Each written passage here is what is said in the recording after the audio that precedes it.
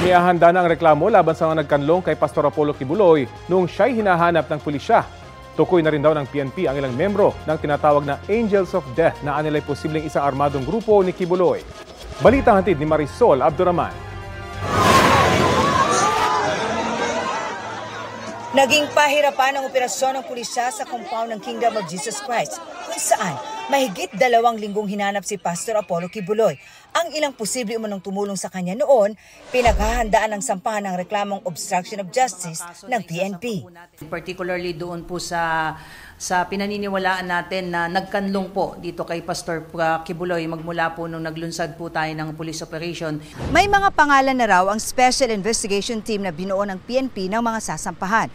Pero hindi na muna nagbigay ng karagdagang detalye ang tagapagsalita ng PNP. Antayin po natin, ma'am, yung formal pagsusumiti. Meron po tayong active coordination sa DOJ. Gusto po natin na talagang malakas at airtight. 2 naman sa 5 biktima umano ni Pastor Kibuloy na kinakausap ng Davao Police ang handa na magsampa ng reklamo.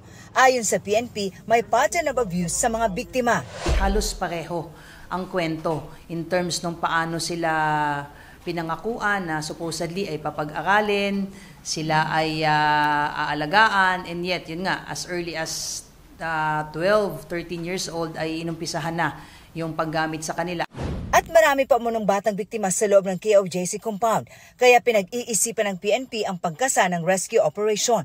Takot pa rin umano ang mga bata, lalo sa sinasabing Angels of Death na ayon sa PNP, hindi kathang-isip. Existing itong mga tao na ito at may mga ilan na po tayong na-identify na mga pangalan. Posibleng armado sila, kaya aalamin kung rehistrado ang mga gamit nilang baril.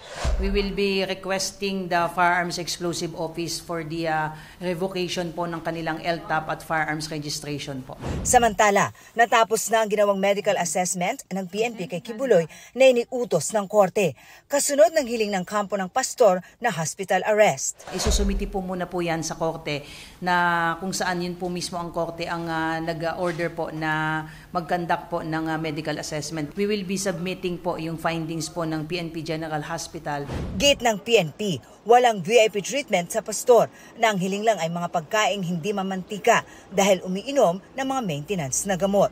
Samantala, sinabi naman ng Department of Justice sa pagdinig ng budget nito sa Kamara na kalahati sa mga testigo laban kay Kibuloy ay nasa ilalim na ng Witness Protection Program. Susunod din daw ang DOJ sa kahilingan ng US para sa extradition ni Kibuloy kapag natanggap nila ito. Marisol Abduraman, nagbabalita para sa GMA Integrated News.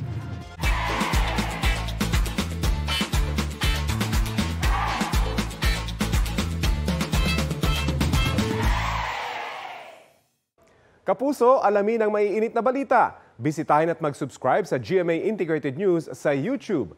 Sa mga kapuso abroad, samahan niyo kami sa GMA Pinoy TV at sa www.gmanews.tv.